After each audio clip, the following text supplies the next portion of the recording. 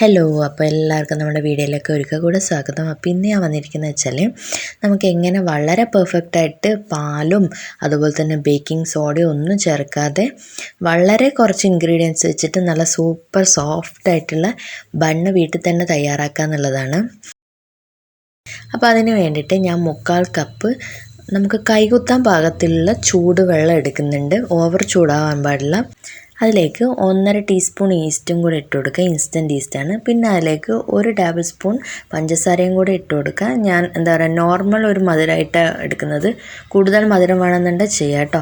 10 minute rest ചെയ്യാൻ വെച്ചതിന് ശേഷം ഇപ്പോൾ അത്യാവശ്യം ബബിൾസൊക്കെ വന്നിട്ടുണ്ട്. ഇനി അതിലേക്ക് 1.5 കപ്പ് മൈദപ്പൊടിയാണ് ഞാൻ ആഡ് ചെയ്ത് കൊടുക്കുന്നത്. ഗോതമ്പാണെങ്കിലും കുഴപ്പമൊന്നുമില്ല, പക്ഷേ ഈ ഒരു ടെക്സ്ചർ കിട്ടില്ല, ഇത്ര ഒരു ടെക്സ്ചറിൽ കിട്ടില്ല. അപ്പോൾ അതും കൂടെ ചേർത്തിട്ട് നന്നായിട്ട് മിക്സ് ചെയ്യുക. അപ്പോൾ അതിലേക്ക് ഒരു പിഞ്ച് ഉപ്പും കൂടെ, ഒരു നുള്ളു ഉപ്പും കൂടെ ചേർത്ത് കൊടുക്കാം. അതൊന്ന് ബാലൻസ് ചെയ്യാൻ വേണ്ടിയിട്ടാണ്. എന്നിട്ട് നന്നായിട്ട് മിക്സ് ചെയ്യുക. എത്രത്തോളം നമ്മൾ കുഴക്കുന്നോ നമ്മളെ ബ്രെഡ്, അത്രത്തോളം, അതായത് മാവ് എത്രത്തോളം കുഴച്ചെടുക്കുന്നോ അത്രത്തോളം നമ്മളെ ബ്രെഡ് സോഫ്റ്റ് ആയിരിക്കും ബന്ന്. അപ്പോൾ നമുക്ക് അതിലേക്ക് 1 ടേബിൾ സ്പൂൺ ഓയിലും കൂടെ ചേർത്ത് കൊടുക്കാം. ഇത് കൈ ഒട്ടിപ്പിടിക്കുന്നതിനൊന്നുമല്ല കേട്ടോ ഓയിൽ ചേർക്കുന്നത്, ഒരു സോഫ്റ്റ് കിട്ടാൻ വേണ്ടിയിട്ടാണ്. അപ്പോൾ ഇപ്പം നമുക്ക് ഒട്ടും തന്നെ ഇനി കുഴച്ചെടുക്കുമ്പോൾ ഒന്നും മൈദപ്പൊടി ചേർക്കേണ്ടതേ ഇല്ല, കാരണം ഒട്ടും ഒട്ടിപ്പിടിക്കില്ല. ആ ഒരു രീതിയിലാണ് ഞാൻ കറക്റ്റ് വെള്ളത്തിൻ്റെ അളവ് പറഞ്ഞിട്ടുള്ളത്. അപ്പോൾ നന്നായിട്ട് നമുക്ക് കുഴച്ചെടുക്കാം. അപ്പോൾ ഇനി ഒരു ബോൾ പോലെ ആക്കിയിട്ട് ഞാനൊരു നമ്മൾ കുഴച്ച അതേ പാത്രത്തിലേക്ക് കുറച്ച് എണ്ണ പുരട്ടി കൊടുത്തിട്ട് അതിലേക്ക് തന്നെ വെച്ച് കൊടുക്കുകയാണ്. ഓയിൽ ഫ്ലേവർലെസ് ആയിട്ടുള്ള ഓയിൽ എടുക്കാൻ വേണ്ടി ശ്രദ്ധിക്കണം കേട്ടോ. അപ്പോൾ ജസ്റ്റ് അതിൻ്റെ മേളിലും കൂടെ നന്നായിട്ടൊന്ന് ഓയിൽ ബ്രഷ് ചെയ്ത് കൊടുക്കാം, കാരണം ഡ്രൈ ആവാതിരിക്കാൻ വേണ്ടിയിട്ടാണ്. എന്നിട്ട് 2 മണിക്കൂർ നമുക്കിത് റെസ്റ്റ് ചെയ്യാൻ വേണ്ടി വെക്കാം. അപ്പോൾ 2 മണിക്കൂർ കഴിഞ്ഞതിന് ശേഷം ഞാൻ എടുത്തു നോക്കുകയാണ്. നന്നായിട്ട് നമ്മുടെ മാവ് പൊങ്ങി വന്നിട്ടുണ്ട്. അപ്പോൾ ഇനി ഇതൊന്നും കൂടെ നന്നായിട്ട് കുഴച്ചെടുക്കണം.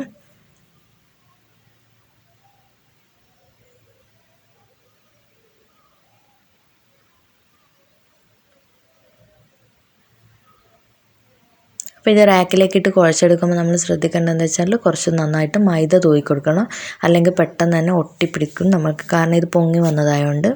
അപ്പോൾ മൈദയും കൂടെ തൂവി കൊടുത്തിട്ട് നന്നായിട്ട് കുഴച്ചെടുക്കാം. ഇപ്പോൾ കുഴച്ചിട്ട് ഇതുപോലെ റോളാക്കിയിട്ട് ഞാൻ ഇതിനെ പോർഷൻസ് ആക്കുകയാണ്. ചെറിയ ചെറിയ ബോളാക്കി മാറ്റുകയാണ്. വളരെ ചെറിയ ബോൾസാണ് ആക്കുന്നത്. അപ്പോൾ ബോൾസ് ആക്കുമ്പോൾ നമ്മൾ ശ്രദ്ധിക്കണം, ക്രാക്കൊന്നും ഇല്ലാത്ത ഭാഗം നമ്മുടെ ബണ്ണിൻ്റെ മേൽഭാഗം വരണം. ക്രാക്കുള്ള ഭാഗം, കൂട്ടിച്ചേർത്ത ഭാഗം അടിഭാഗം വരുന്ന രീതിയിലായിരിക്കണം, ഇതുപോലെ ആയിരിക്കണം. അപ്പം ഞാൻ എല്ലാം ഇതുപോലെ ബോൾസാക്കി എടുക്കുകയാണ്.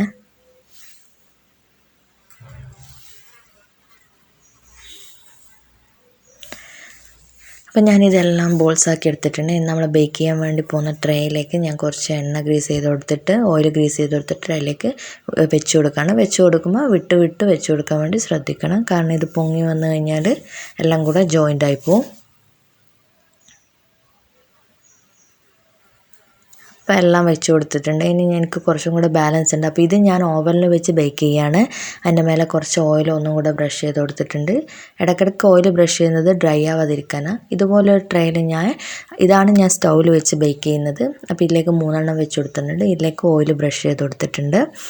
ഇനി നമ്മുടെ സ്റ്റൗവ് പ്രീ ഹീറ്റ് ചെയ്യാൻ വെച്ചിട്ടുണ്ട്, ഓവനും പ്രീ ഹീറ്റ് ചെയ്യാൻ വെച്ചിട്ടുണ്ട്. അപ്പോൾ ഇത് ഓവനിലേക്ക് വെക്കുകയാണ് 150 ഡിഗ്രി സെൽഷ്യസിൽ 20 മിനിറ്റ്.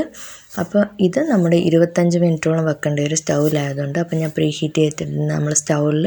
അപ്പോൾ ആ പാത്രത്തിലേക്ക് വെച്ച് കൊടുക്കുകയാണ്. അപ്പോൾ വെക്കുമ്പോൾ കൈയൊന്നും പൊള്ളാതെ സൂക്ഷിക്കണം. അപ്പോൾ മീഡിയം ഫ്ലെയിമിൽ വെച്ചിട്ട് ഒരു 20 to 25 മിനിറ്റോളം നമ്മളിത് ബേക്ക് ചെയ്യേണ്ടി വരും, കാരണം സ്റ്റൗവിലാണല്ലോ. അപ്പോൾ തീ കൂട്ടി വയ്ക്കാനേ പാടില്ല, കാരണം പെട്ടെന്ന് അടിഭാഗം കരിഞ്ഞു പോകും. അപ്പോൾ ഒന്നും കൂടെ ഓയിൽ ജസ്റ്റ് ഒന്ന് ബ്രഷ് ചെയ്ത് കൊടുക്കാം. എന്നിട്ട് ഇത് അടച്ച് വെച്ചിട്ട് 25 മിനിറ്റ് നോക്കി, 20 മിനിറ്റ് കഴിയുമ്പോൾ ഒന്ന് നോക്കിയാൽ മതി. അപ്പോൾ നമ്മുടെ ഇതിൽ ഓവനിൽ ബേക്ക് ചെയ്തത് ഇപ്പോൾ റെഡി ആയിട്ടുണ്ട്. 20 മിനിറ്റ് ആയിട്ടേ ഉള്ളൂ. അപ്പോൾ 20 മിനിറ്റിന് കുറച്ച് കുറവുണ്ടായിരുന്നു. അപ്പോൾ ഒന്നും കൂടെ നമുക്ക് അതിൻ്റെ ഷൈനിങ് കിട്ടണമെങ്കിൽ ഇതിൻ്റെ മേലെ ഒന്നും കൂടെ ബട്ടറോ ഓയിലോ എന്തെങ്കിലും ഒന്ന് ജസ്റ്റ് ഒന്ന് ബ്രഷ് ചെയ്ത് കൊടുക്കണം, എങ്കിലേ ആ കറക്റ്റ് ഷൈനിങ് കിട്ടും ബണ്ണിൻ്റെ. ഇപ്പോൾ നമ്മുടെ കറക്റ്റ് ബേക്കറിയിലുള്ള ബണ്ണിൻ്റെ ഷൈനിങ്ങോട് കൂടിയിട്ടുള്ള നല്ല പുറമെ നല്ല ക്രിസ്പി പോലെയും ഉള്ളിൽ നല്ല സോഫ്റ്റ് ആയിട്ടുള്ള ബണ്ണ് റെഡി ആയിട്ടുണ്ട്.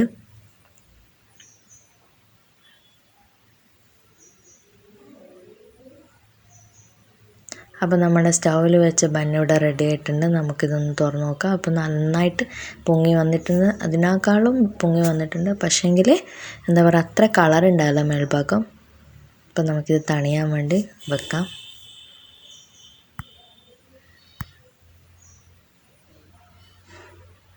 ഇത് തണുത്തിട്ടുണ്ട്, നല്ല സോഫ്റ്റായിട്ടുള്ള ബണ്ണാണ്.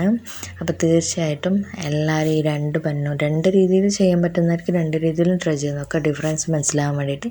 നല്ല സോഫ്റ്റായിട്ടുള്ള ബണ്ണാണ്. അപ്പോൾ ഇതൊന്ന് മുറിച്ചും കൂടെ നോക്കാം നമുക്ക്. ഇത് ഞാൻ സ്റ്റൗവിൽ വെച്ച ബണ്ണാണ് കേട്ടോ, ഗ്യാസ് സ്റ്റൗവിൽ വെച്ച ബണ്ണാണ്. അപ്പോൾ നമുക്കിത് മുറിച്ച് നോക്കി എൻ്റെ കറക്റ്റ് ടെക്സ്ചർ എങ്ങനെയാണെന്ന് മനസ്സിലാക്കാം.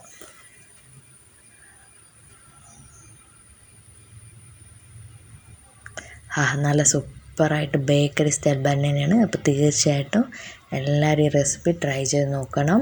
അപ്പോൾ തീർച്ചയായിട്ടും എല്ലാവർക്കും ഇഷ്ടപ്പെടും. അപ്പോൾ എൻ്റെ വീഡിയോ ആദ്യമായിട്ട് കാണുന്നവരാണെങ്കിൽ പ്ലീസ് ഒന്ന് സബ്സ്ക്രൈബ് ചെയ്യണം. സബ്സ്ക്രൈബ് ചെയ്യുമ്പോൾ തൊട്ടടുത്ത കുഞ്ഞു ബെല്ലൈക്കൺ കൂടെ ക്ലിക്ക് ചെയ്യാൻ മറക്കണ്ട. അപ്പോൾ ലൈക്ക് ചെയ്യുക.